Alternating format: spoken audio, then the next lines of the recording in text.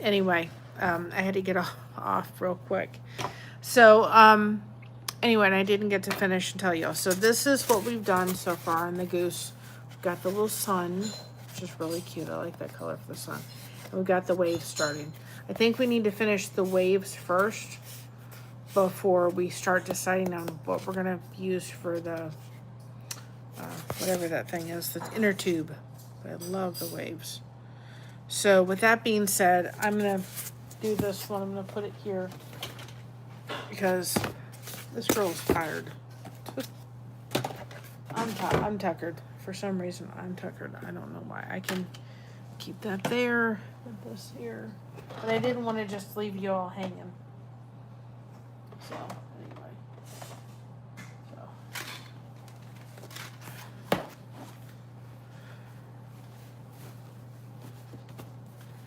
I'm going to leave everybody hanging. But tomorrow, maybe I'll come on and we'll work on the goose. We've got to get something to cut this wood so we can finish the flag.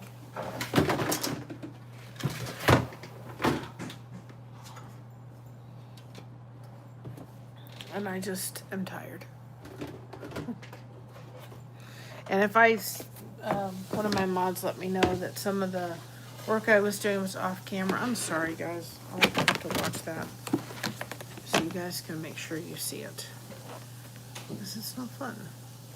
Oops.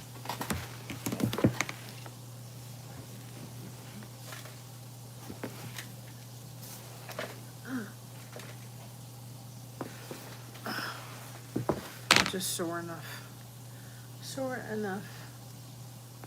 tonight. It's part of my problem.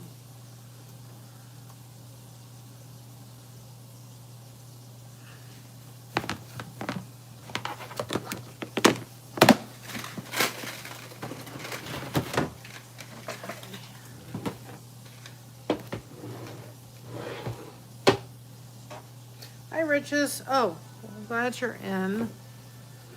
So, hold on a second, I can show you a couple things. We're kind of packing things up. I am really tired tonight. And so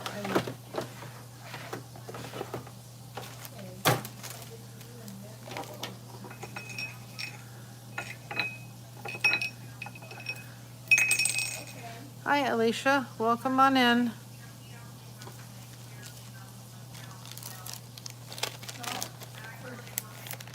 So, anyway, hold on a second. I'll show you.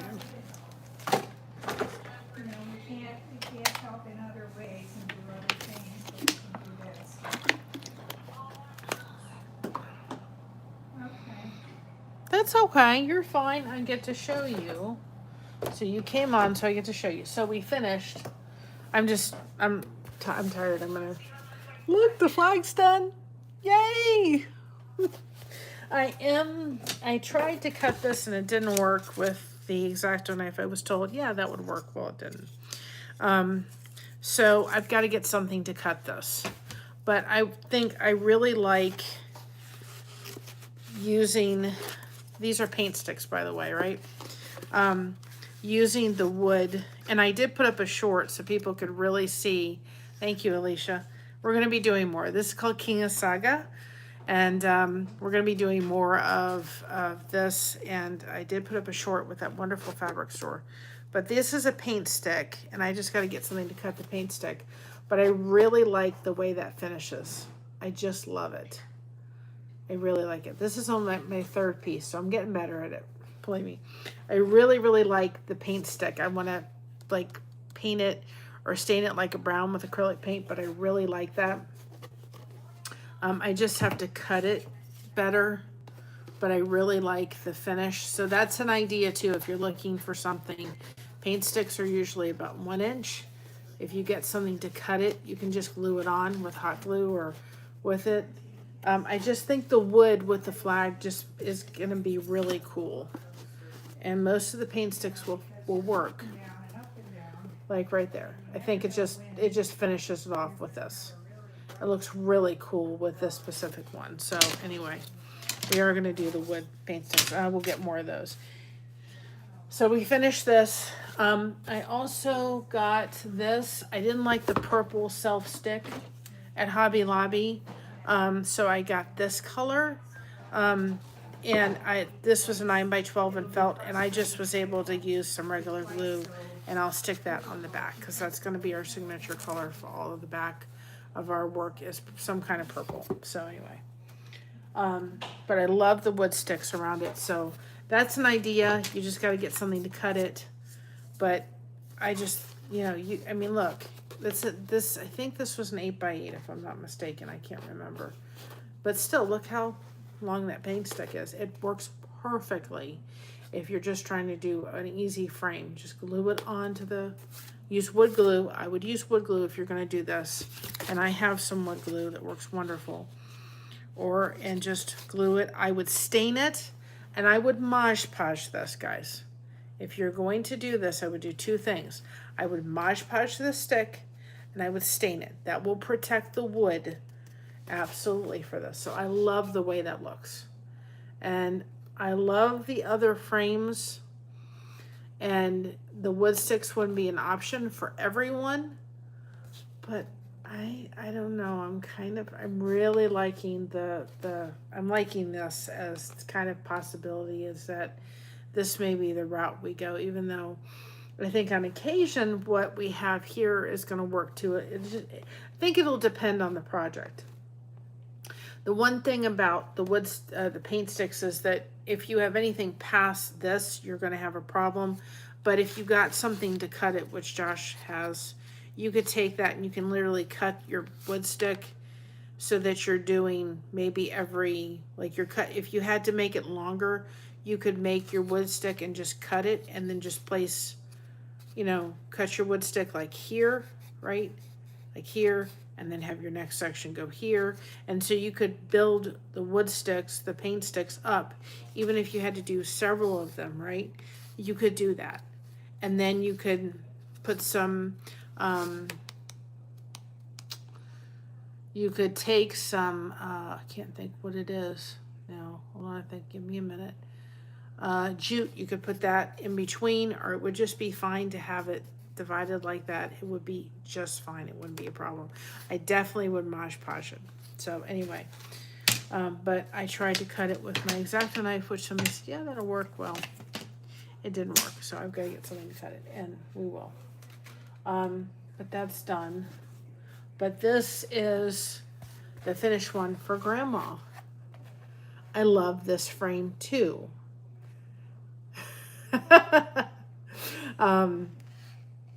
I love this frame too as well. We put glitter on it. It was already kind of a shiny cardstock, but we added glitter to it. And I'm going to Mod Podge this as well. I'm going to Mod Podge this as well just to protect the paper. And then I put this on back. This is the felt. And I'm going to put a piece of hanging, like a piece of jute there, and then put some felt on top of it in order to be able to get it to be able to hang. But the one thing that, yeah, it's a cardstock one, or a cardstock frame.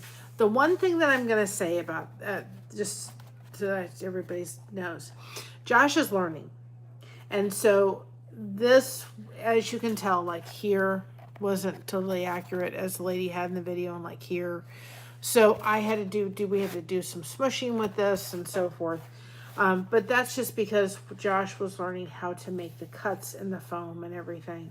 So he does not feel comfortable yet showing you all how to do this. He will show you how to do this, and eventually, so that you all know how to do it. But the lady used an inch, and we used a half an inch. So we like it. It certainly looks very nice, but he's got to get better at cutting the foam, which he is. He is getting better at cutting it, especially with the straight iron. Oh my goodness. The straight edge. So anyway, this would be much better right here. Okay. So these, and what I did too, just so people know, is before I put the foam on, I put another piece of the silver cardstock behind it on the back, and then I put the foam on top of that, so that if you kind of saw through here, you weren't seeing purple. So that's one thing I did. So, I mean, is it perfect? No. But Josh is learning, as we all are learning right now. And this is an option. We will get better at this. If we ever do kits in the future, we would probably go ahead and offer the ability to have this like glitter put on, and we would Mod Podge it. And if we didn't put the glitter on, we would definitely Mod Podge it. And yeah, he did a great job. And I can say that just putting the glitter glue on it, or not the glitter glue, the glitter paint, I got this at Dollar Tree.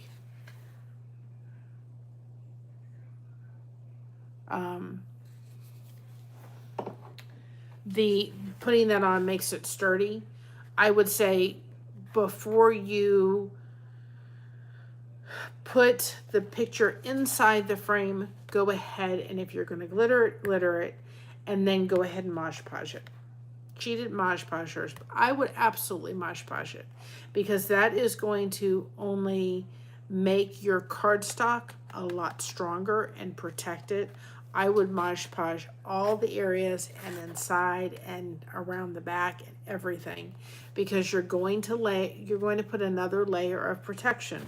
Just like if you're using the wood, I would not, and this is why, I would not put the wood directly onto the fabric. Here's why. Wood gets moist. You've got moist fabric, you've got humidity, right? So if you're going to put the wood on top next to your fabric, there could be a mold issue that could happen just because of humidity and everything. So if you went ahead and stain this, and by the way, when you stain these and you just take brown acrylic paint and stain them, you just take a little brown acrylic paint and put it on like a napkin and stain these, they come out beautiful. They really do. So you stain them. I would cover both sides with Mod Podge. Now you've got a sealant of some kind. I would seal it. You've got some kind of barrier between the wood and your fabric. Your wood is not directly on the fabric, just as a layer of protection between that. So absolutely, even I'd Mod Podge it, and they do have Mod Podge that's shiny, they have Mod Podge that's dull. Absolutely, and I would just adhere it with wood glue. So I love it. He was just like, it's not there. It wasn't something we could just pop in, because he said, you know, part of the problem is that this wasn't totally a 7x9 accurate cut, and his cuts are getting better, and he's doing a lot more straight cuts, but that's just going to take time, and it's fine. But I'm going to take this, I'm going to Mod Podge the whole entire frame. I can't take it out because he's literally put it, I had to glue this side. I had to push it because there was a big huge chunk that you could see all the work down the side of it. So we got that one. We started the goose tonight. I'm just getting really tired. We started the goose tonight a little bit. There's the sun, right? And here's the start of the water. And I was going to start, yeah, he will be. This is the inner tube. But the inner tube, I thought we really need to work on the water first before we do the inner tube, because what's going to happen is the inner tube is whatever we do for this, we can't decide what color we want to do for this. You know, it was too hard to decide, well, which color is going to go with this. We need to finish this first and then do it. Then do the inner tube. One thing that I thought of, and I got that sparkly kind of aqua fabric, is I'm thinking I may end up doing all the water in this fabric, going all the way down and down here. And then we got that silver fabric from that country store the other day, and I'm thinking that may look really nice for the inner tube. Like maybe alternating on the side where you're nearest to the water, like doing the silver here and the silver here, and then doing like another color in front of here. so that, or maybe even doing like silver, I don't know. I just think that the silver would look really nice maybe all the way through for the inner tube. But then I have to think too, we got to do the goose and something. Isn't gooses white? I can't remember. I think gooses are just white. So if we want to do white, then it would be better to do the goose in that shiny white. I don't know. Well, I think gooses are white. I mean, we can make a silver goose, but I think gooses are white. So if we did, we can use that sparkly white thing and really make the goose shine, and just stick with using the, I really like that because it looks legitimately like water. Looks really cool. Yeah, thinking that shiny white that we have may be the answer. I thought I could use a little bit of the silver maybe here, but I thought about that afterwards. I'm like, Canadian gooses have a black head with a gray body. A white body, I'm pretty sure. I'm going to have to research it. Canadian goose wouldn't be too bad either. If we did a gray, that may be really, I'll have to look at a goose. Because you're right, Canadian gooses, I mean, we could do the goose gray, or do the goose silver, which would be really pretty, that pretty silver that I got. But then I would keep this using the white, the water, which is this one. This looks like water. So I don't know. We'll see. And I think it would look really cute for like a polka dot hat. You know what I mean? Like a pink polka dot hat, maybe. We'll see. I don't know. But I think the clouds are gonna, the background's gonna have to be like a blue. I don't know if I have a light blue. We'll have to figure that out. Yeah, the blue for the water. It looks like water. Got that from Hobby Lobby. So this is the white. So it kind of has, when you put it on this, it kind of looks like a gray. But I could use this, I could use gray. I'll have to think about it. I don't know yet. Yeah, this is going to be a fun one. Oh, another one I did, another one we're going to do just because, oh, I also got a fish pattern done today. Guys, I'm hooked. I am hooked. I don't have it to show you. I got a fish pattern done that's really cute. I know not everybody's on Facebook, but we are going to start doing some of these over on Facebook just to grow people over there, to have them come over to the YouTube channel. We're also going to do this one. And the reason why is because there's a lot of straight cuts for this, which for somebody starting Kinusaiga, this would be a very easy pattern without a lot of difficulty. I think also, what else did I do? Wasn't a goose. Oh, it was a dolphin. I got a dolphin one too that I did today. I've been busy. But anyway, a little bit. But this one would be very easy because there's a lot of straight cuts for this. So if you're new to Kinusaiga, and you think to yourself, I don't know how to do this, this would be a very easy pattern to work with. And we're going to do that. I have that already cut. This is going to be the goose. We're not going to do, hi puppies, welcome on in. I'm not going to do the eyes. For the eyes, we're not going to cut out. We're just going to probably put those silver little beads, or I may get little eyes or something like that from Hobby Lobby or something, or googly eyes or something, you know, for it. I'm just going to glue those on, or something. I'm going to do something, but I'm not going to use, I'm not going to try to finagle the eyes, but this is going to be the goose. But we've already made some of our corrections on the goose, but that's going to be the happy goose. Swimming in the pool for the summer. So anyway,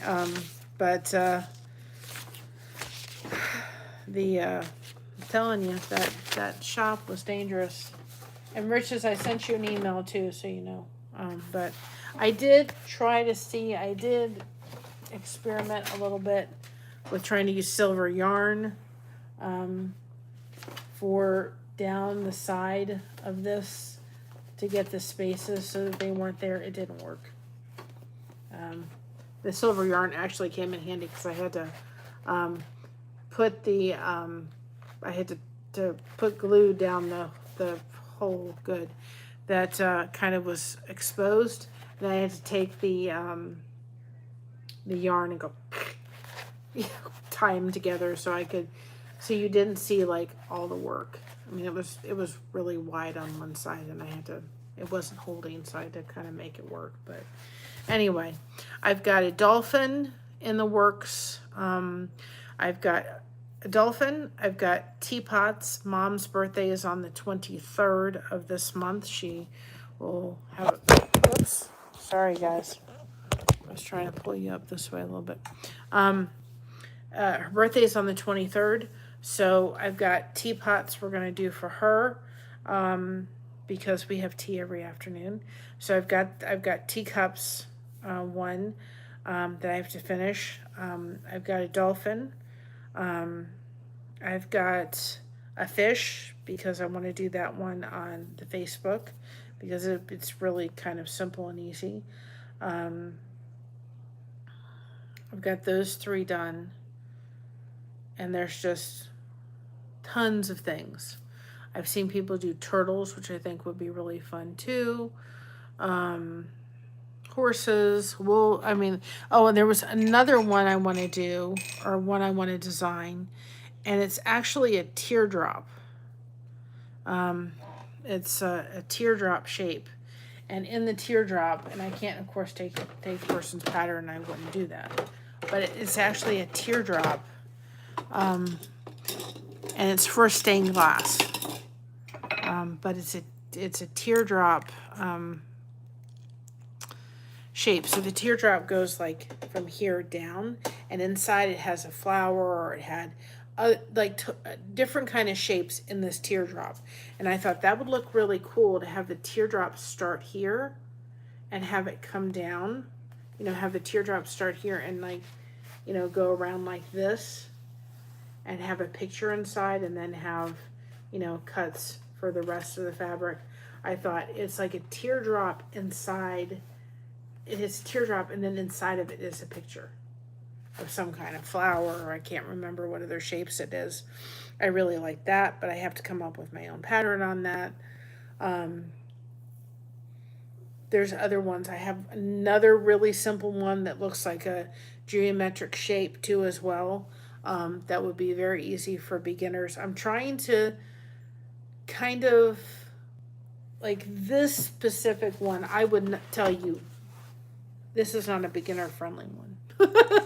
This one, for it to be my second one, or my third one, this really gave me a lot of confidence that I'm really good at this. But this is not a beginner friendly one. This is one that, especially with the flowers, where you've kind of know a little bit and have some experience. This is not one that go, oh, I want to try Kinusaiga, so I'm going to start with this one. No, I would never recommend that. I would absolutely, not do that. What I'm going to do is offer this in 2 different patterns, one with the flowers and one without, because there's some people that say I can do this, and I've grown to that, and I'm still going to change up the flowers a little bit. But I don't have the skill set for the flowers. I don't want the flowers. So this one will be $3 when I put the pattern up, because I will offer it in 2 different ways. This cross is up right now, so you could do the cross. This cross is absolutely beginner friendly. I did, as you can see, the one thing I changed in this pattern is I made the cross, the bar go across the cross, this first, and then this down. So instead of the cut being here, the cut is here and here. So the bars cut across this way. What I would say is you could take and make a cut here when you get the pattern, a cut here, a cut here, a cut here, and then inside there you saw what I did with the twine. I just made the X on the twine. I didn't, that's not an actual cut. That's just the twine going on top to make that. And so it really looked nice. And so I did change that on this.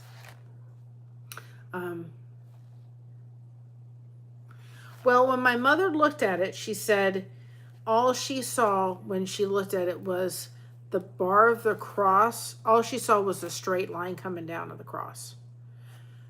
It was hard, the way the cut was, she didn't see this side. She said she just saw the straight line going down. So she said that's what her eyes got drawn to.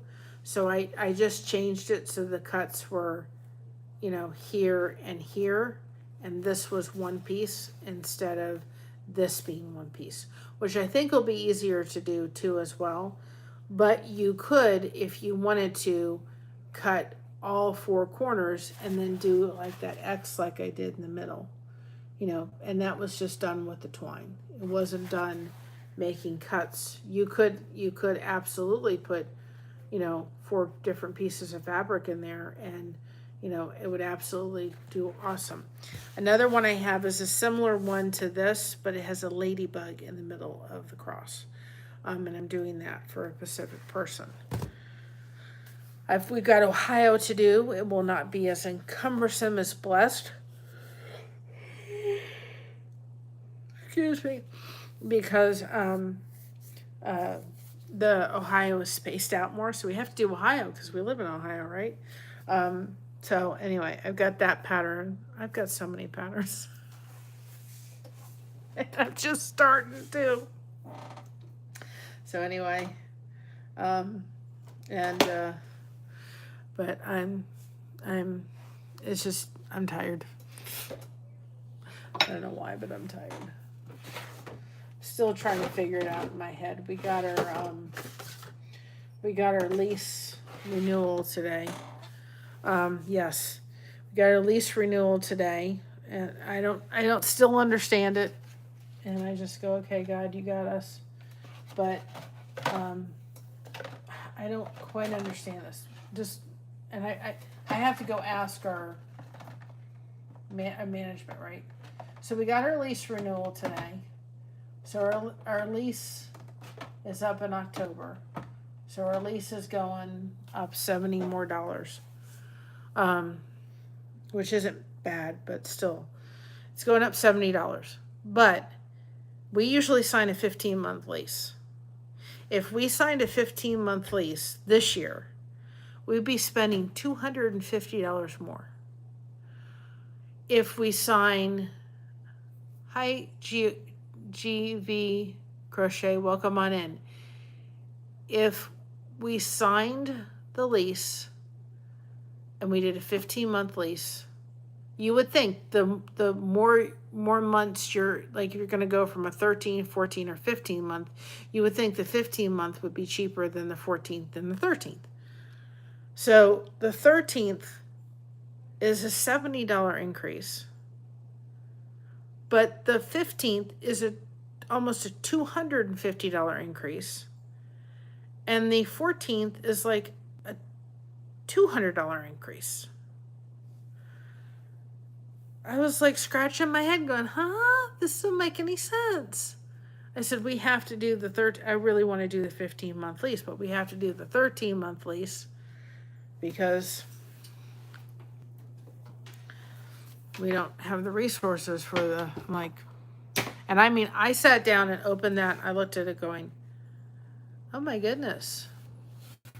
Thank you very much. You guys could put hashtag blessed in the chat, people to connect with your channel. But I was sitting there and I was thinking to myself, when I opened it up and I was like, and I saw the 15-month lease because that was what my thing went to, and I'm like, oh no, we're going to be in trouble a little bit.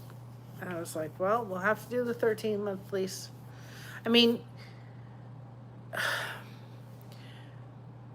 this place comes with a 2-car garage. So we have stuff in the garage, it's packed. So if we moved, we would have to go find a storage unit and spend $100 and some odd a month on storage. And a lot of places in our area are 2-bedroom, 1-bath. Well, it's really hard because mom has some medical issues. So she needs to have the bathroom available. And there's 3 people in this house. We could live with 1 bathroom, but it would be at times, difficult. And it's also, as a lot of places around the area, kind of, in order to go on, we'd have to live on the first floor. To go on the first floor, you have to go downstairs, which doesn't make any sense to an apartment, to get to your place. And it's like, well, that wouldn't work. So it's not like when we lived in Florida, there's lots of apartments and there's lots of people and there's people that rent houses there. But it's not as prevalent where we live, because we live to some degree, and we live in a smaller town. And so I was like, well, I can be thankful it didn't go up $200. I would prefer it didn't go up $70. But still, it's like, jeez. Oh, so anyway, it is what it is. And, that's why I think I want to tell, it's one thing I say to people. Well, yeah. I mean, we pay, we pay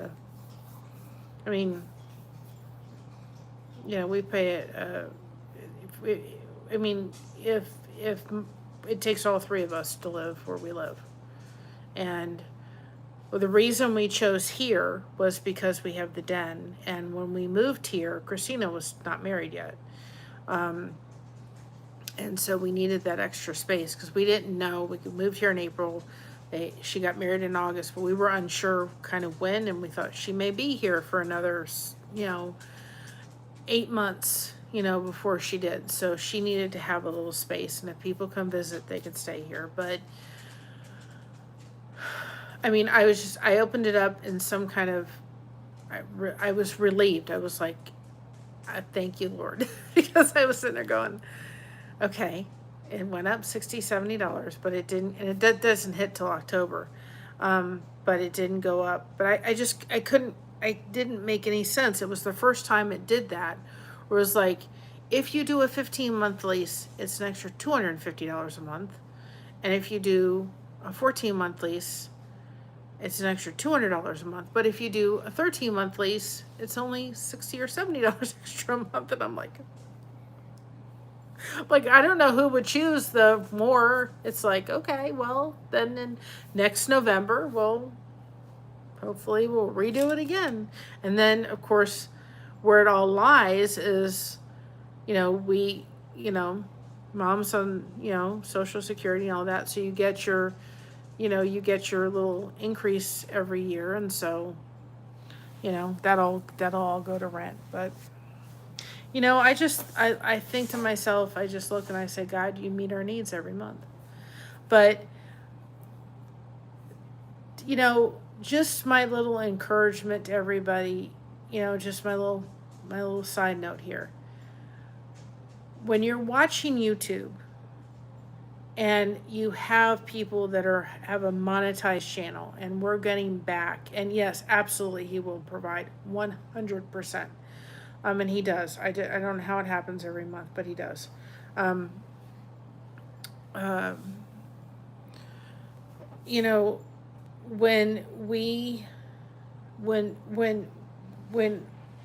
we get back to monetization, which we're sitting at like 2,500 watch hours, something like that. So we got a little ways to go when we get back there. When I watch a channel and they're monetized, depending on the size, I know some of the people. And I think, people think, oh, they're making this. They're not.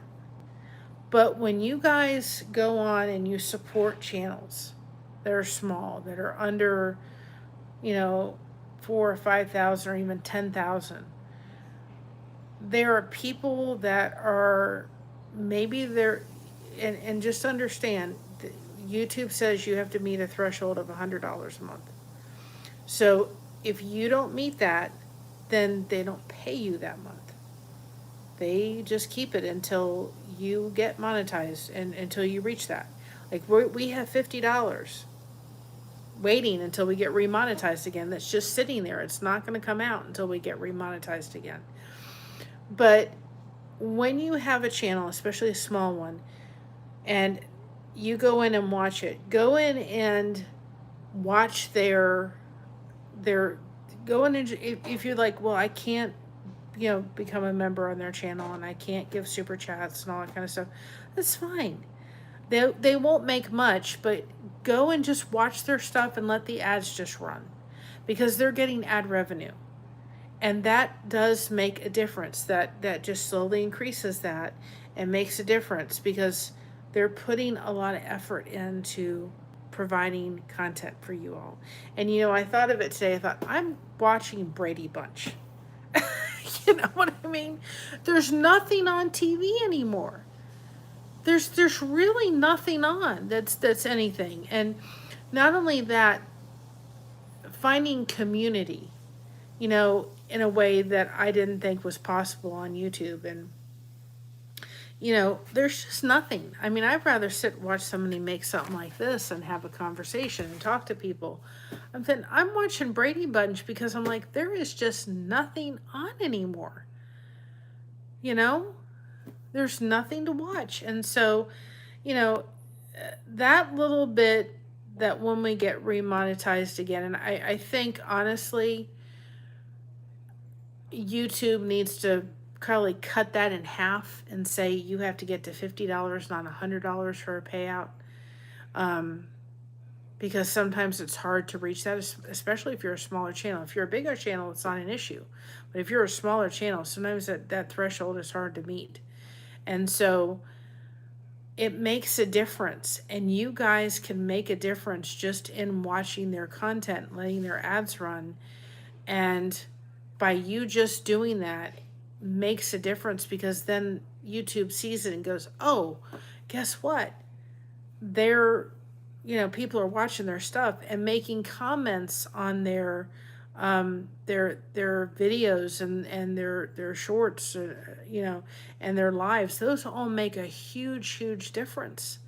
And when you go from the viewer side to actually doing it, you see YouTube in a whole different light. Absolutely in a different light. And I know not everybody has the book face. We are going to start doing some patterns over there and telling everybody, listen, you want to see the finished result, come over to YouTube. And the only reason we're going to do that is because the book face has like almost 1,200. And I think we have stars on there. I think I signed Mom up for stars or something like that.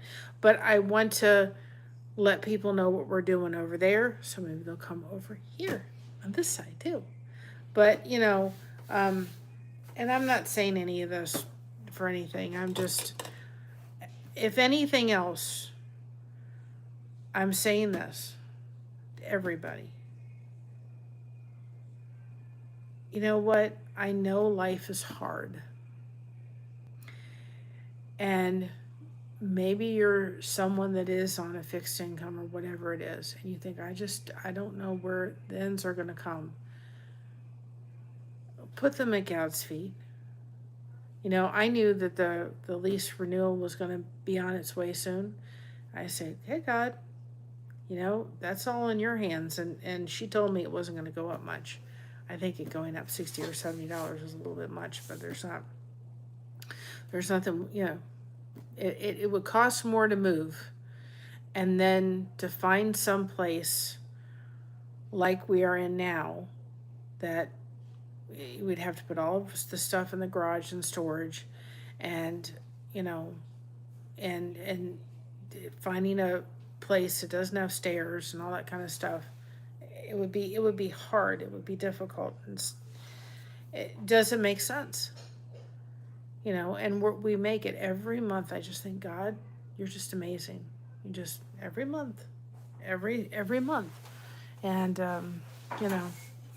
and he does provide, and sometimes you don't know how it's going to happen, and yet all of our needs are met. Somehow the rent gets paid, and I just think, God, you're just so good. And that's why we live together. That's why, Josh and I and my mom live together, because we're all here to help each other. It would make financial sense for my mom to live by herself. She probably wants to it sometimes, but we get along with each other and we help each other. In days when I'm struggling, she's there to help take care of it and everything. But you know, I mean, I sat there for a minute tonight, kind of panicking, until I looked at the 13-month lease and going, okay, we'll be fine. We're going to be just fine. It'll all come together. And quite frankly, I love where we live. I do really love where we live. Way, way down the road, I'd love to be able to have a condo that mom can have. But I know I'll be okay. I know I will be. And again, I'm very, very thankful, and I don't know where this is going to take us, but I have a very, very strong feeling that this is going to take us someplace. I just don't know where yet. Sometimes in life, God is telling us to do something, and sometimes we have to listen. And I found this in such a weird manner. I was floating through Facebook, and I came across this art, this Kinusaiga, and I'm like, that's interesting. I'd love to try it. I didn't know where everything was going to come from. But I had such a strong pull to start this. I mean, I was just like, I had never had such a strong pull to start this craft. I mean, I did the crochet, but I was like, I just had this pull to just go. And now I'm starting, have patterns started, and it's just taking me in a place that I'm like, I don't quite know where this is all going to go yet, but it's going to go someplace. I just don't know where. And not a lot of people have heard about it yet, and I'm just totally enjoying doing it. I'm getting better and better at it. And I'm so thankful for everybody's support and just allowing me to sit here and do this. Maybe this isn't the most exciting for everybody. I don't know. But I'm really, really thankful that everybody's allowing me just to sit and do it. Because I'm kind of in a place in my life right now where this is therapy. Not only is crochet therapy, but this is therapy in a very different way. And I'm just beyond grateful, and I'm grateful that I'm grateful for everything we have. And I come in where we live every time we come in my house, apartment we live in, and I just say, thank you, God. I have a roof over my head. I have food in my stomach. I am blessed. There's people that don't. And I am so, absolutely, I'm so glad that I'm just blessed beyond measure. And, I kind of had to tell my daughter that tonight. We're going Saturday to see. We try to go whenever we can to see Josh's grandmother and mother. Josh's grandmother is 97 years old. And when we get to see her, it's like this may be the last time. She's here, and the woman drinks Dr. Pepper and doesn't drink any water. But she's a miracle. But every time we see her, we see like she's having a harder time walking, and her legs are getting weaker, and she's starting to have some memory issues and everything. And so they live in Cincinnati. We live in, about an hour and a half about an hour, 20 minutes from Columbus. And so we can get to where she is pretty easily, and so we meet halfway. So we're meeting halfway on Saturday. But, and yeah, it's gas, and It's gas, and it's, you know, we're going to go eat, you know, Mom and I will share a meal, and that's fine. But in my way of thinking about it, I've said it to Josh, like I said when his uncle was, we weren't sure if we were going to be going to a funeral with his uncle. And I said, Josh, it's not about the money. If you need to go see your uncle, then we'll go. We'll find a way to make it work. And his uncle is in rehab. His uncle is walking, talking, modern day miracle, that man. And I said, but it's not about the money. It's about, you know, going to see her, going to see my mother-in-law, having a little bit of a special time. And there's reasons behind that I'm not going to go into detail, but it's a very special time we're going to have on Saturday. And it's not about the money. It's not about the money, because we literally could get in the car, go home. She could be here for another 3 years, and she could be gone in a week. And I would not be able to live with myself if we didn't go on Saturday, for various reasons. Not about the money. Sometimes, guys, it's just not. Like I said to Josh, if you need to go see your uncle, we will go. He's in Dayton. It's 2 hours away. He said, well, we don't. I said, I don't care. We'll figure out a way. I said, because if you need to go see him, we're going to go see him. Thankfully, he's walking, talking, and everything else. But I said, no, Saturday's too important. And so, yeah. And partly because she's just 97 years old.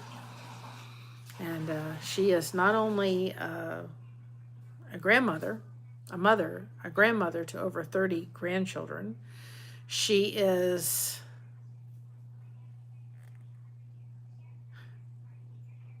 You don't have to do that. You don't have to do that. She's a grandmother to over 30 grandchildren.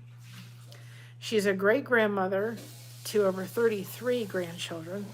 She is becoming a great-great-grandmother for the first time. And she's going to become a great-great-grandmother again in January for the first time. Or for the second time. So there's not many women in this world that get to be here for great-great-grandchildren. And so anyway, that's just an amazing thing that she is, she is here for. And I was really worried that if something had happened to her son, that that was going to be it. Thankfully, Jim's walking, talking, and everything else. But she's a feisty lady. And if you go back, you'll see her on our channel. I think it was down for her birthday, and I asked for her one piece of advice. And she's just amazing. And not only that, and here's just another thing too. Family isn't family. Family doesn't always have to be blood. For those that don't know, Josh is Christina's stepfather. He adopted her when she was in her 20s. My dad did the first part, but then he adopted her in her 20s. And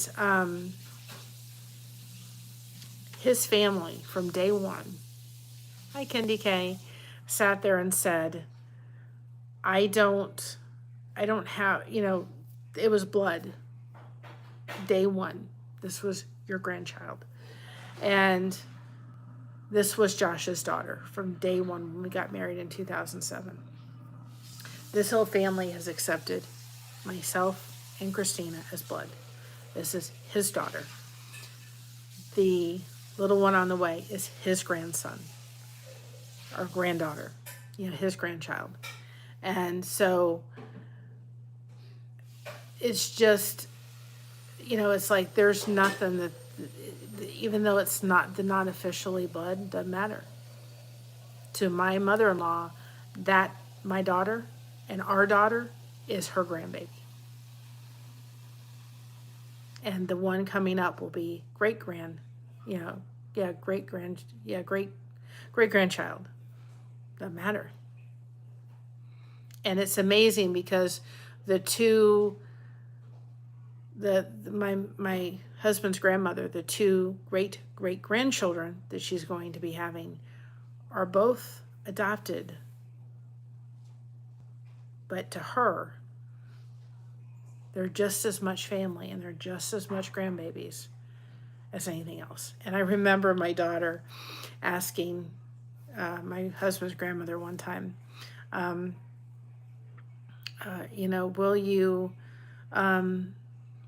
will you, she said, how many grandchildren do I have? And I think it was, she said, I think grandma said to my daughter, how many grandchildren do I have? And my daughter said, lots. And my husband's grandmother just laughed. And she does. She has lots and lots of grandchildren and great-grandchildren, and now soon to be great-grandchildren. And she has 6 kids. And, she's just loved and accepted my daughter as blood. That's grandma. And it was when we were in Cincinnati for the time that we were in, she used to call me, and it used to absolutely wear me out when I went, but I did it lovingly. There was I have to say the best food bank I've ever been to in my life was down in Cincinnati. And the gentleman, and I wish every food bank was treated this way, they had it so that they would set up like a shopping, like a shopping, like a grocery store. And you would go in there, you would get a grocery cart, and they had it set up so nicely, like you were going through a grocery store. And I said to the gentleman one time that ran it, I said, you've done such a beautiful job. And he said, I used to work in a grocery store. He said, just because people need help with food, they shouldn't feel as if they should be treated any less. They should come in here and have a grocery store experience and get the food that they need to help them with. And my dad at the time, who was had dementia, I used to get apples. I mean, I go in and they would have apples or something like that for, in the bins and so forth. And I used to get quite a little bit of apples, and I would go home and make homemade applesauce because it was better for him. And I put it in the crock pot, and he would go through lots and lots of applesauce because that's how he took his medicine. But it was, and when you left, they helped with the things in your car. I mean, they just treated you like a human being. And she would call me every month, and she'd go, is it time to go down there? And we would go down there every month because she qualified for it too, and it helped my mother-in-law. So she would go down there, and she was so happy to go down there and get her food. And it used to wear me out because I'd have to watch her and, take care of our stuff at the same time. And she was much more mobile than she is now. But we would go down there and get the groceries. And, I was happy to do that and serve her in that way. And then she would always take my husband and I to, McDonald's or something and get us lunch or something like that. But, and she'll still talk about that. She'll say, you remember when we used to go down to that store together and, go get all of our stuff and everything? And I go, yeah. And it was just a special time. I look back there, but I thought from day one, his family has 100% accepted me. And not only that, but my daughter as his daughter in blood. And my husband's grandmother has done more than her own biological grandmother. And she sits there and she'll say, yeah, which is his mother. That's my grandmother. That's my dad. You know, and I'm thinking it's not about the blood. And that's what happened with my papu, is I was his grandbaby. And I remember at his service after he passed, and his nephew said one of the happiest times in his life was when he married my grandmother, because he was married prior to that, and when she found out that he had multiple sclerosis, she just left and said, "You're not a man anymore," and walked out. So they were living in an apartment, and my grandmother was on the second floor with my mom and my uncle. And my uncle kept talking about this guy, George. That was downstairs. And so eventually my grandmother and him met. And my grandfather asked her to marry him eventually, but said, "You're not going to answer me for a month, because I want to make sure that you understand that I'm not always going to be on Canadian crutches. I'm not always going to be able to do things. I'm going to be one point where I can't move, and you have to be ready for this." And they had the most amazing, relationship. My grandmother was this tough cookie who taught the nurses how to treat him and how to take care of him and everything. But his nephew said that the happiest time in his life was when he married my grandmother and when he became a grandfather, because he never thought he was going to be a grandfather, just like Josh never thought he was going to be a dad because of the Kleinfelters, and never let alone a papu or a grandfather. He thought, I won't be here for that.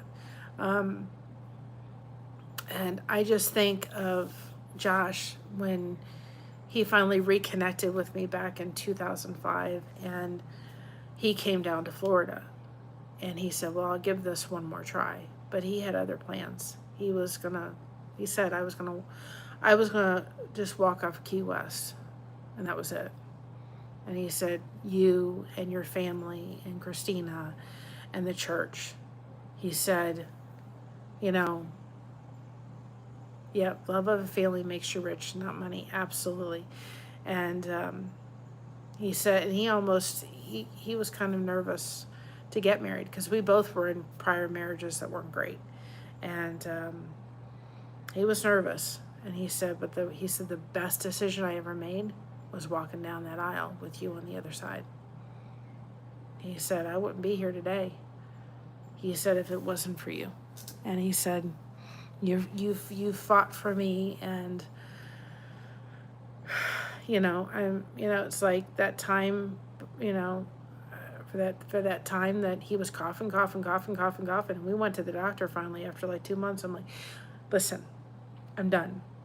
So you either have to give him another round of antibiotics, or I am taking him to the hospital, and I am not leaving there till they admit him." Hi, Sandy. "I'm sorry you keep getting disconnected." I said, "I'm not leaving here until he is admitted and we find out what's going on." And all he needed was another round of antibiotics. But nobody would do it. He was, and she finally did it. I was very grateful, because within 24 hours his cough was reduced. But, I'm just, I'm dreading the day, honestly, when we get the phone call that she's not here. He is going to be devastated. Understand that his mother had him at 16. His grandmother has been more of a mother to him than his mother. They have more like a sister, like a brother-sister relationship than a mother and son relationship. And when she leaves this world, he is going to be absolutely devastated. I'm not looking forward to it. I've said to my mother-in-law, when that happens, you've got to call me first. Because it's going to be very, very hard for him when that happens. Because he is very close to his grandmother. And I'm not looking forward to that. And that's why in Thanksgiving we go down to his aunt's house. She said she's going to keep doing Thanksgiving until it's, Grandma's not here anymore. So as long as Grandma keeps coming, they have Thanksgiving and they bring the family all together. And and do that. And and I'm thankful because they have a room and we stay in there, but the beds are a little bit on the hard side. But I sleep in them because he gets to be with his family and his grandmother, and then he has to sleep on the cot because the beds are very narrow. So he sleeps on the cot, and then he gets to see his family, and then he goes to the other family, his father's side of the family's Christmas, and then we go home. So we spend the money, we just do it because we know there's going to be a day when we'll still probably go down there so we could go to the Lawson side of the family Christmas. But there's going to be a day when that whole thing's not going to happen anymore. And because, you know, it's a lot for his aunt. She is doing it lovingly. But her family's getting bigger, and she said, you know, eventually I won't be able to do this anymore.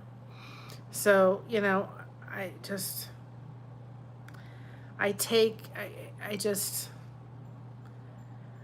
think, you know, guys, family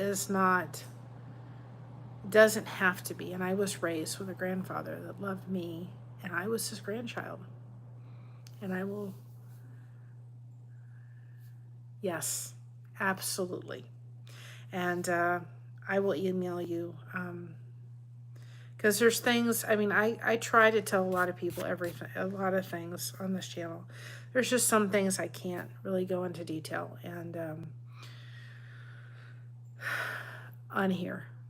And there's just because I have to respect certain privacies that I've been asked to respect, and I will, because those people are important. It's like my daughter called, well, guys, I love you all, but gotta answer the phone. Daughter comes first. You know, I think about my grandfather a lot and why, you know, I'm just so grateful that he loved me no matter that I wasn't blood, because I didn't have a grandfather. My mother's father took his, you know, he unalived himself. He wasn't here. I never met him, but I had a really amazing grandfather. Couldn't have asked for a better one if you had plucked him on anything. I mean, he was just, I mean, I wasn't there, but my mom said he passed on December 31st of 1997. And so a couple days before he passed, I was in Indiana. And I had this, you know, I was told I needed to come home, and I did. And I had this feeling like he was not going to leave this world till he saw his grandbaby. And my mother, I wasn't in the room, but my mother and my grandmother were in the room with him. And they said to him, oh, George, we should probably be quiet. Let you rest. And you think to yourself, this man is leaving, you know, he's not long for this world at that point. He was maybe, you know, he was on his way out. And he just looked at my mother and my grandmother and said, that's very considerate of you. And I'm thinking, and my mother came through and said, she told me that story, and I'm thinking, he wasn't thinking of himself, was he? He was thinking of everybody else. He was the most polite man you would ever met. I mean, when he went to the hospital, and I've been in the hospital for 5 days having emergency surgery because I had a huge cyst. Believe it or not, I wasn't chipper at 3 o'clock in the morning when the lights went on. But I was with him. I would go, if he had to stay in the hospital, we would take turns, and I was old enough, and so I would go stay with him. So the nurses didn't have to come in all the time because he couldn't move anything. And so they'd turn on the lights and say, George, and hi, how are you doing? And I'm thinking, it's 3 o'clock in the morning. You can't get me this place at 3 o'clock in the morning. And he would just say, hi, how you doing? And he'd flip on them lights like it was nothing. And I was like, better you than me, because I couldn't have done it. He's like, hi, how you doing? I was like, oh my goodness. He was just an amazing man. But he was the first one, because if you work harder with MS, when you first get it, you get it worse later. Your symptoms are worse. So he was in the military. The military would go to him and sit there and go, the military would go to him and say, okay, he'd go to the sick bay, and the sick bay would say, you're gold breaking. And they'd send him back harder to work because they didn't believe his symptoms, because MS back then, it's easier to detect now, but it wasn't easy. What? 1950s. It wasn't easy to detect multiple sclerosis. So his dad and him kept all his medical records. So he was the first in his group of people to actually go and get a service aggravated. He opened the door for all the other vets to get service aggravated disability. So he got 100% because the Army had aggravated his multiple sclerosis. So he got service aggravated disability, but he opened up the doors all the way through for that and fought for it. He was the first person to receive it. They kept all of his medical records and everything to be able to show that he was not feeling well, he was not doing well, he was gold bricking, and then they couldn't find anything wrong because they didn't know what they were looking for. And so his symptoms would not have been as bad. There was a time where there was like a shot that he could have gotten that was experimental, supposed to help with MS symptoms. I was probably in my, I don't know how old I was. I know I was here, so maybe in the 80s or 90s or something like that. And he won some kind of lottery for the shot. He just said, no, that's okay. Give it to somebody else. I don't want it.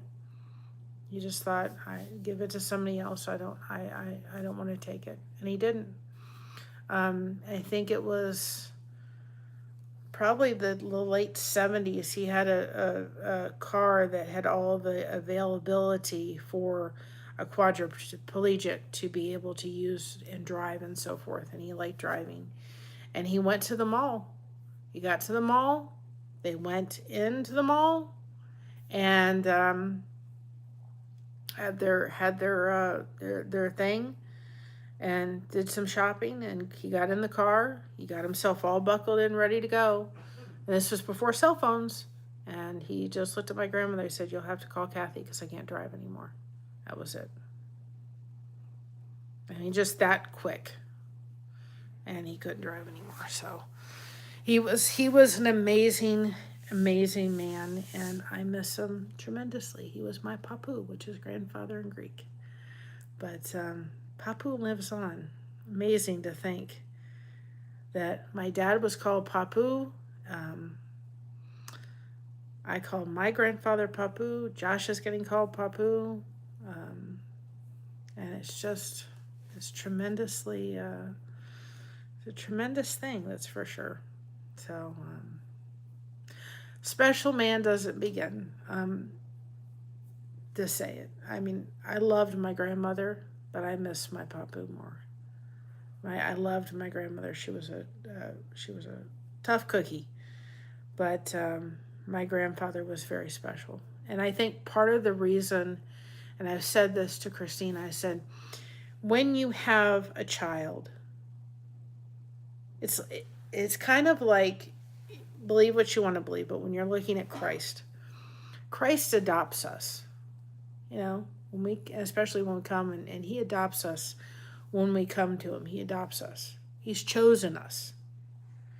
And that's what happens when you're adopted. And in the Bible, adoption was carried much heavier than your own biological ones. They had more. They sometimes were given rights and property over the biological children.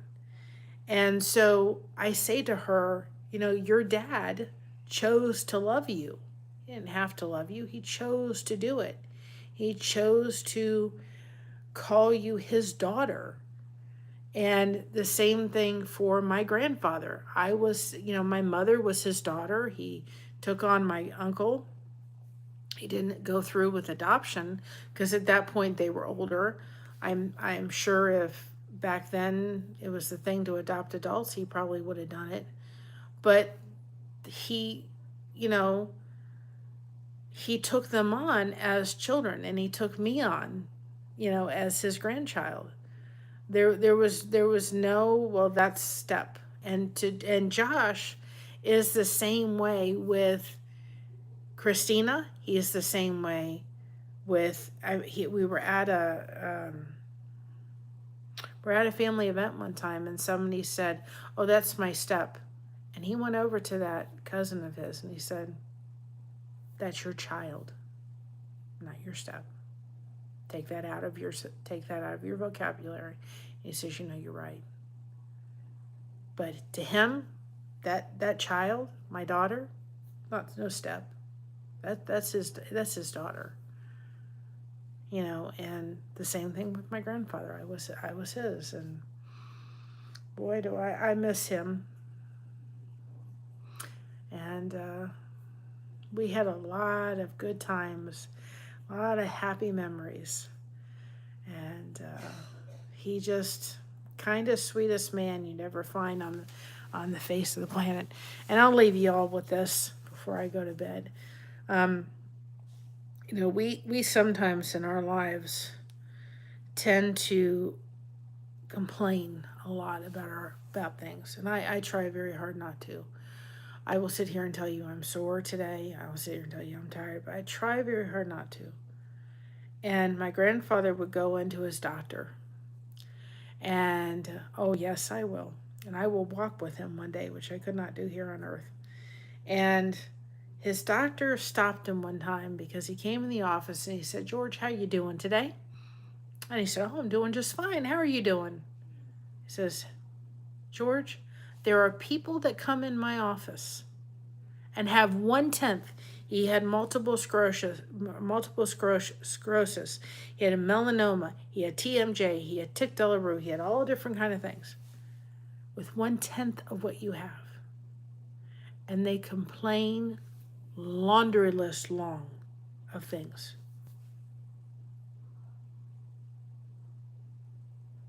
And if you asked him how he was doing, he said, "I'm doing just fine."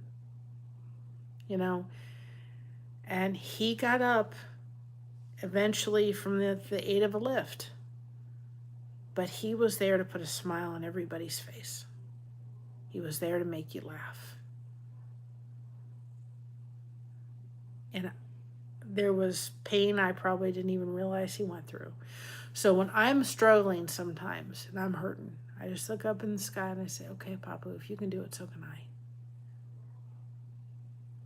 If you are dealing with a disability, and fibromyalgia sucks, allow yourself to be angry at times, because sometimes it can be really, really hard. Hi, Alfonso. It can be really, really hard. It can be such a struggle to go through day by day because you don't ever get out of pain. But guys, doing stuff like this, crocheting, getting your hands out of whatever it is, getting out of here to this is so helpful. And I will say this, crochet is wonderful and it's very therapeutic and it does help me tremendously. I am finding that this, at times,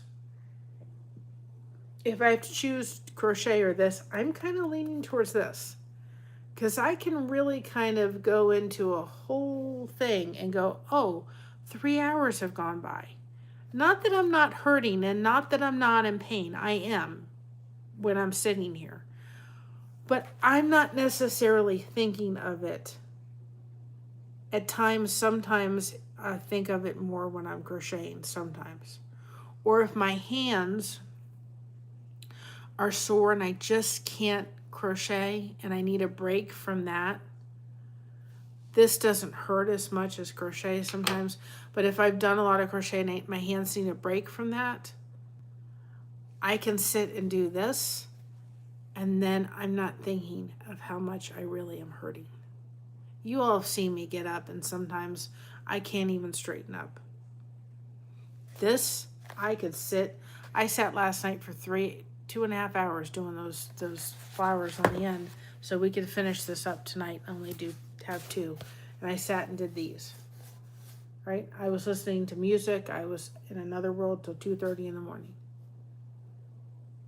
But get your hands busy. And you know one thing I think about? As I think to myself, my grandfather could not at one point move his hands. He was a very creative person, and I could tell that. He was a very loving person, and he loved food, and he loved to cook. He would have done all that. He couldn't do this. And there are people that are disabled that can't do stuff like this, to be able to get their mind away from, I'm hurting. Because I'm telling you, chronic pain day in and day out is exhausting. It is tiring. It wears you out. It makes you angry. It makes you frustrated. It does all different things.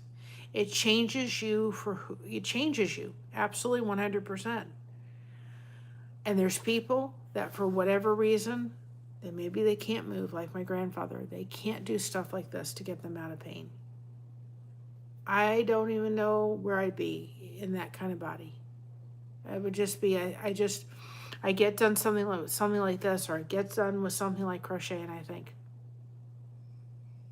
Mary, I know you're hurting, but at least you can do this. Your papu couldn't have. And yet, I think except that one time where he had that Tiktalaroo TMJ episode where he woke up screaming, and yet he was so concerned about me and making sure that I wasn't afraid. And at times when he would get out of bed from the lift and he would have a spasm, he would straighten out, and you could just tell he was hurting. He would hardly complain. His joy was in the people surrounding him, watching me in the pool, talking, going out to eat, getting to know people. That was his joy. And sometimes we look so hard at what we're having to go through than what we can find joy in. Like Alfonso, he finds joy in music. And he finds joy in being able to play. That brings him joy. His trains bring him joy. We have to get past the disability and realize that it doesn't change the fact that I'm hurting when I do this, or I'm hurting when I'm doing that, or whatever. I'm going to hurt. It's not going to stop. I've come to the conclusion that hopefully I'm here for another 40 years. I'm going to hurt every day of my life. My little button in my little body, my little pain button is broken. It has malfunctioned, and it's set on like 9 or 10 for the rest of, like 8 or 9 for the rest of my life. And I just have to do the best I can to manage it. But if you've got your hands and they work, please, if you are dealing with a chronic illness, get your hands busy. It is better than any drug you could ever take. Because if your hands are busy, that helps to take that pain mode and go down. Find a comfortable place, get coloring pages to color, do something like this, crochet, diamond painting, find something. Put on your music and just put your head down and say, I'm going to find joy in this, despite the fact that I'm hurting. And as a pain patient, as a chronic pain patient, I'm going to give you this other piece of advice. If you need to lay down and rest, we finished it. We finished it. My other piece of advice for you is this. If you need to lay down and sleep and rest and get up and say, today I cannot do anything, having a shower and getting something to eat is all that I can do. If anybody has known, I don't know if anybody knows about the spoon theory, right? If anybody is familiar with the spoon theory. I just dropped it on the floor. Spoon theory, I did it again. The spoon theory is this, okay?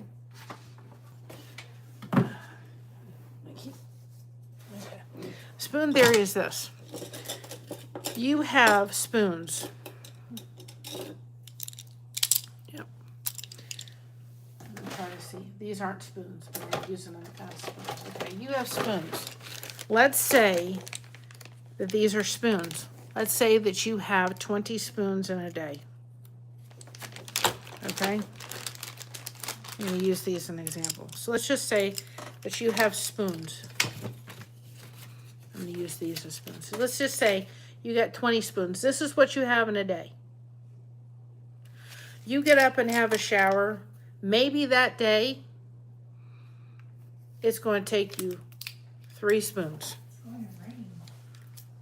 Okay? 3 spoons. Maybe even 4. But let's just do 3. 3 spoons gone. This is the rest of the day. Now you got to go have breakfast. So let's just say that's going to take another 3 spoons to go get something for breakfast, right? That's why I have yogurt and my coffee in the morning, because it's sometimes all I can do. Now you got this many. So let's just say, well, you got to do that. Then maybe every time you get up to use the restroom, there's another spoon. So you can figure a couple of them in a day, right? Now you got this many. You got to have lunch, right? So there's another spoon. Maybe that's a 2-spooner that day. You got to have dinner, right? Maybe that's 3 spoons. And you got to get ready for bed. Brush your teeth. And there has been times where I don't even get up to brush my teeth, because that is a spoon. Let's just say maybe you have a shower. Like I have a shower morning and night because it helps. Have a shower and put your pajamas on. You're out of spoons. Maybe even just getting back up out of the bed to go brush your teeth is beyond what you can do. And maybe that day, getting up and getting breakfast takes and having a shower and getting dressed. We forgot about that, right? Getting dressed takes every one of your spoons. You're done.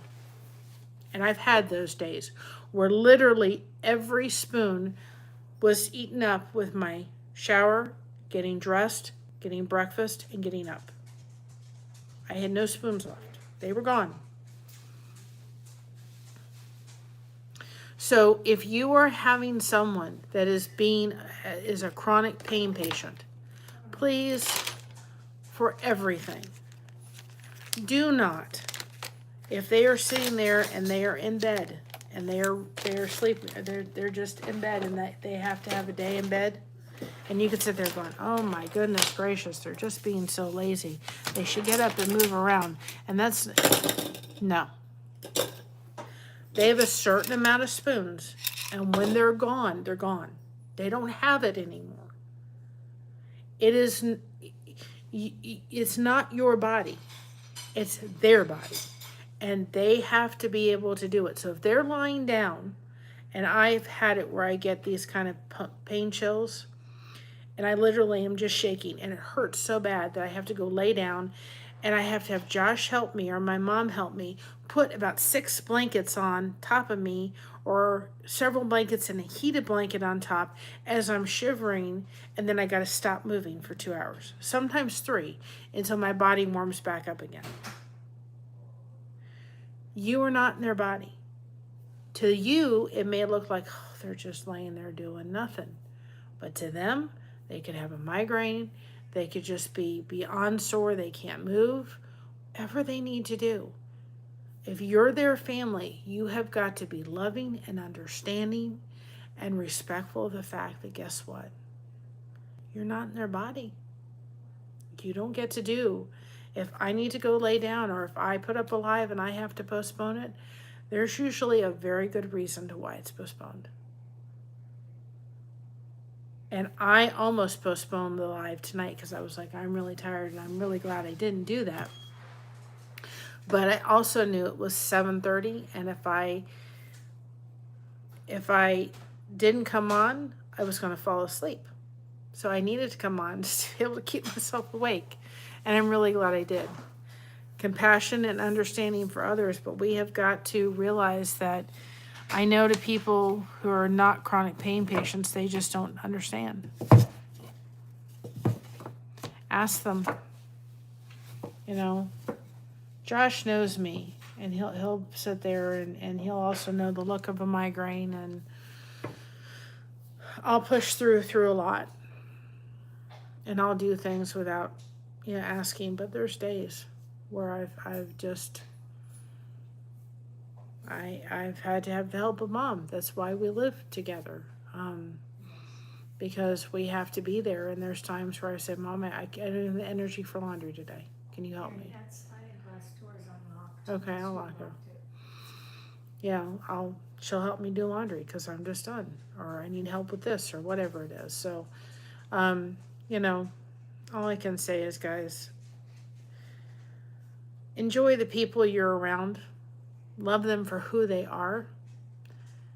Have compassion for each other. Family doesn't have to be blood. It can have people and community. There's people in this community of ours that are like sisters and brothers to me. And I don't have any sisters and brothers. I don't think Mama's having any more babies.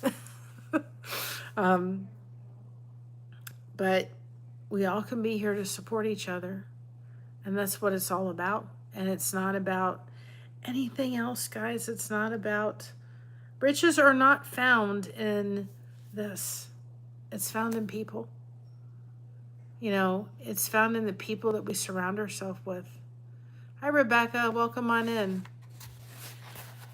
We are we're really working for and we're about ready to head off. But I came back on because I left the live because my daughter called, and I didn't want to leave the way I was leaving.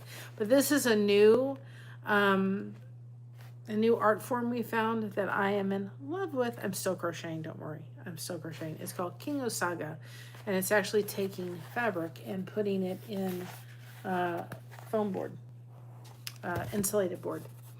This is one we just got done working on tonight. And we'll be framing it. I'm probably going to use paint sticks. I just have to get something to cut the paint sticks with. Josh will have it. To be able to frame this specific one, because I really like the look of the paint sticks with this one. But this was our flag one. We just finished this. And this came out so good. It really did. And we're going to have this pattern on our merch store. We have this one currently on our merch store. This was our first one that we did. We just got this little area in our den for us to work on Kinusaiga projects. But this is the first one we did. This was the rose. Dealing with pain in my left shoulder. Oh my goodness, I'm so sorry. I saw that on that live today, and I forgot the name. Forgive me, earlier, and I was thinking about you today. I was praying for you. I forgot whose live it was on. I forgot. But I saw that today. And I was thinking of you. I remember thinking of you today. Because I know you were saying that. I'm really sorry you're going through that. It's no fun. Are you able to crochet, or you're not able to crochet right now?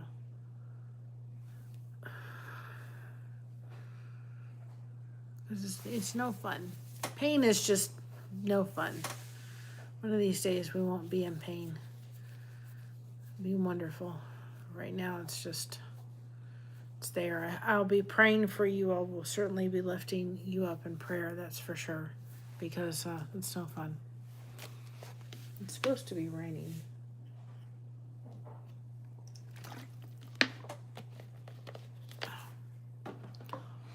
But enjoy the people you're with, and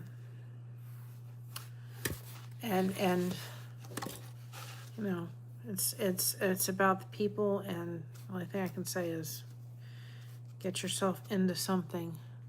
Went to the doctor today and had x-rays.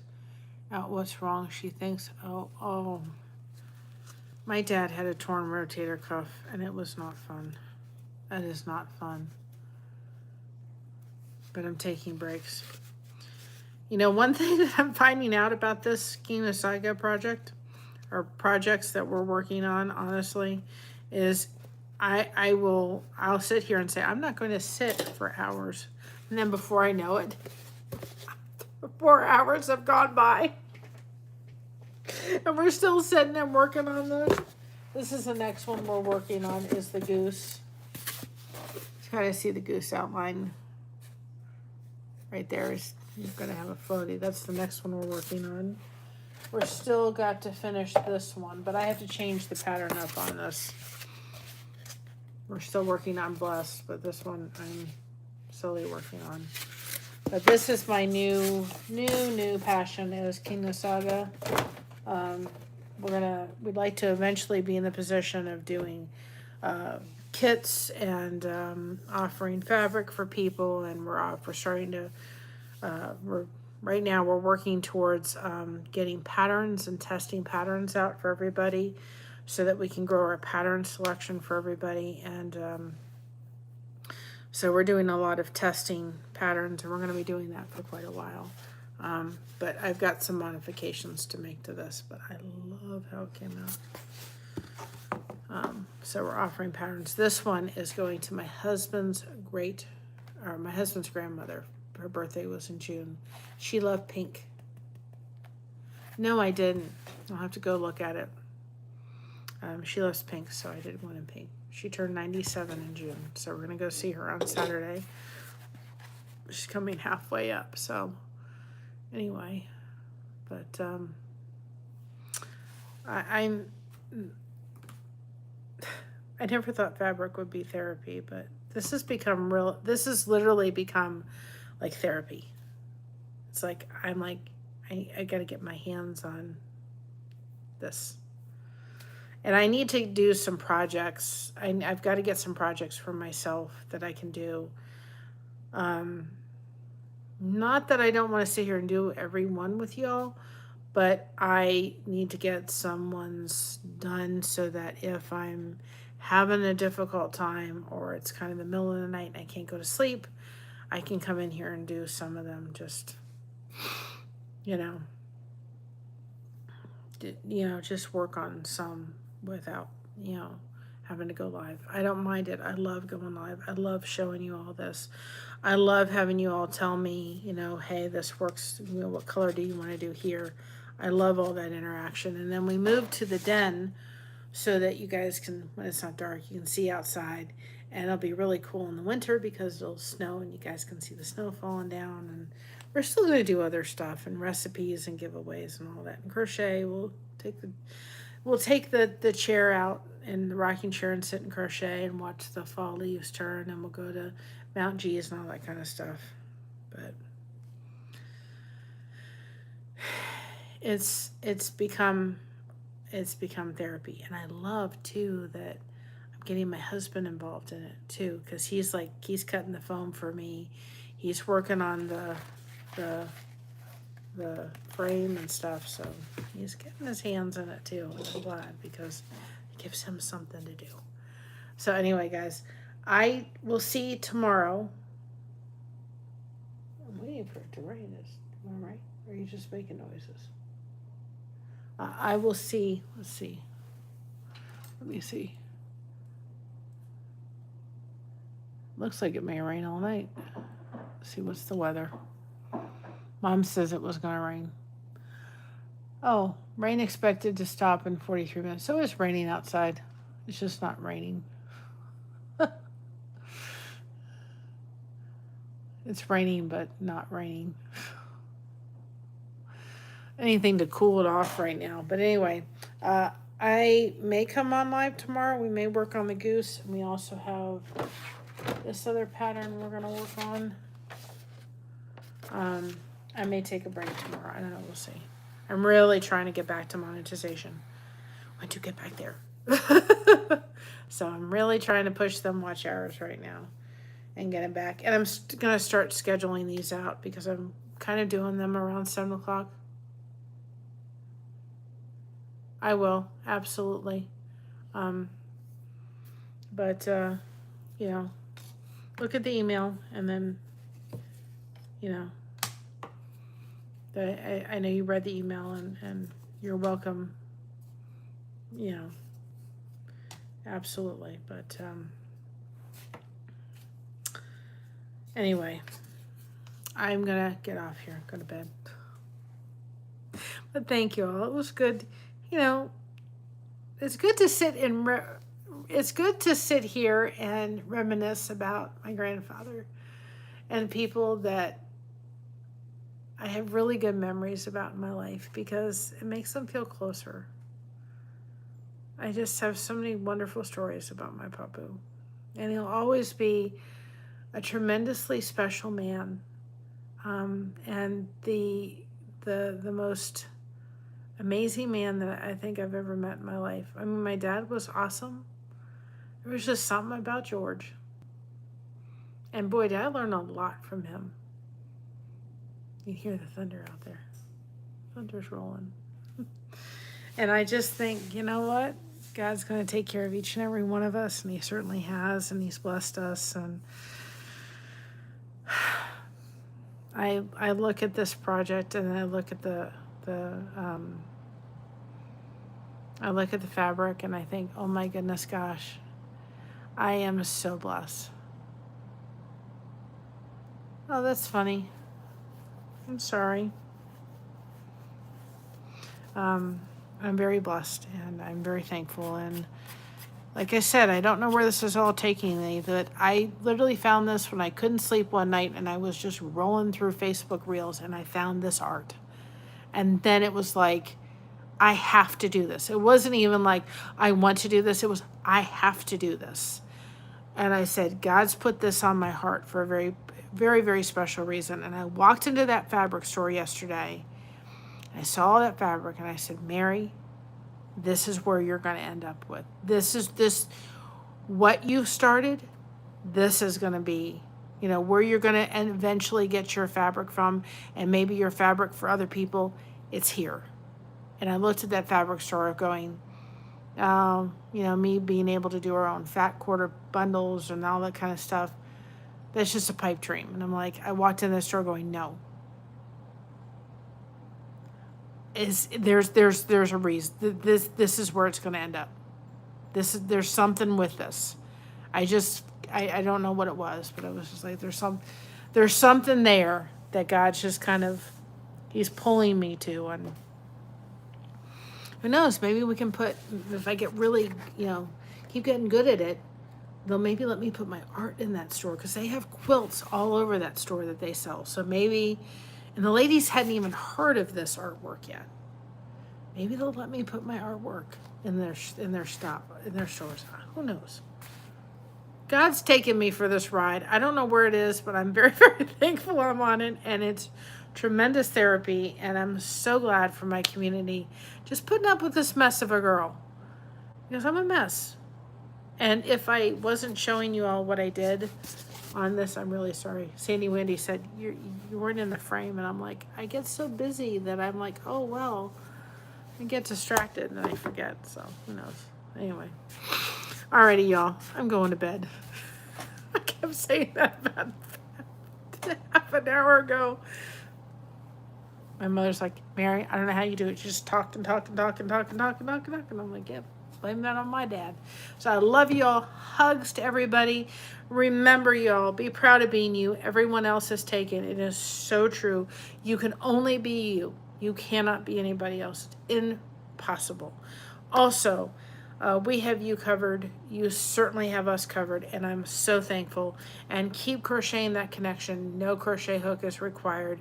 And to all the fibromyalgia patients out there, to all the chronic pain patients out there, gentle hugs to you. But I'm telling you, I know it hurts. I know your spoons are depleted. I know that there's days where you can't even manage to get out of bed or do much. But get your hands busy if you can with something. It will help the pain. It is one of the best therapies that you can do. And you see the lightning behind me. It's one of the best therapies you can do. Get your hands busy. Get on YouTube. Get in community. Get in connection. It does make a difference. It doesn't take away the pain, but it does help you take your mind off of it, because having that pain all the time is absolutely exhausting. And you know what? It does wear you out. You've got to get your mind off of it and find something to do that with. And we love each and every one of you. Have a great night. We may see you tomorrow or Friday. We'll see. I may take a break tomorrow. We'll just see. But I haven't been able to take a break from Kinusaiga very much, so we'll see where we're at tomorrow. Love y'all. Have a great night. But we'll work on something. I guarantee you. There's always something to work on, and there's more patterns coming, and they're all up in this head. They're just starting to come out. But they got to be tested, so we're going to make it work, right? Love y'all. Have a great night. And if you're where it's raining, stay dry. Stay cool. Stay you. Love y'all. Bye-bye, everybody.